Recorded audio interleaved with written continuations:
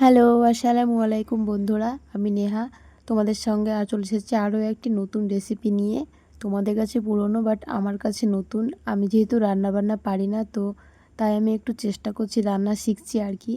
তো আজকে আমি ডিমের এই রেসিপিটা রান্না করব। তার জন্য আমি প্রথমেই ডিমটা গুলে নিচ্ছি। ডিমে আমি দিয়েছি একটু লবণ আর একটু লঙ্কা কেটে দিয়েছি। তো এরপর আমি গরম জলে ডিমটাকে একটু ভাপ দিয়ে নিচ্ছি, যাতে ডিমটা একটু ভেতরটা সেদ্ধ হয়, সেই জন্য আর কি। কারণ আমি তো আগে রান্নাটা করিনি, তো দেখা যাক কেমন হয়। তো ডিমটা আমার সিদ্ধ হয়েছে ঠিকঠাক মতো, বাট একটু জল ঢুকে গিয়েছিলো, তো এই জলটাকে আমি এখন ফেলে দিচ্ছি। এরপর আমি ডিমগুলোকে চৌকো চৌকো করে কেটে নিয়েছি। আর এদিকে আমি কড়াইয়ে তেল দিয়ে দিলাম। তেলটা যখন গরম হয়ে যাবে তখন আমি ডিমগুলো এখন একটা একটা করে ভেজে নেব।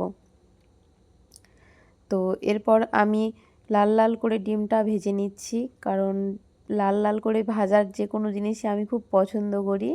তাই ডিমগুলো আমি ভালোভাবে ভেজে নিচ্ছি। আর ডিম জিনিসটা একটু না ভাজলে ভালো লাগে না।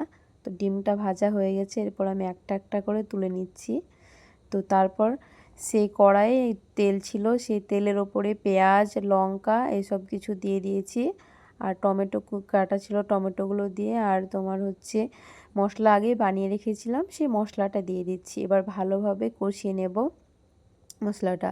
তো মশলাটাও একটু, পেঁয়াজগুলো একটু শক্ত শক্ত হয়ে আছে, সেই জন্য আমি ঢাকনা দিয়ে ঢেকে দিলাম। তারপরে মশলাটা থেকে যখন তেল ছাড়বে তখন আমি পরিমাণ মতো জল দিয়ে দিচ্ছি। তো পরিমাণ মতো জল দেওয়ার পর এবার ঝোলটা যখন ফুটে উঠবে তখন ডিমগুলো একটা একটা করে আমি দিয়ে দিলাম। এরপর 5 থেকে 6 মিনিট মতো আমি ভালোভাবে, হাই আছে একদম, ভালোভাবে ফুটিয়ে নিলাম। দেখো আমার ডিম রান্নাটা পুরো কমপ্লিট হয়ে গেছে। দেখতেও যেমন সুন্দর হয়েছে, খেতেও ঠিক তেমন সুন্দর হয়েছে।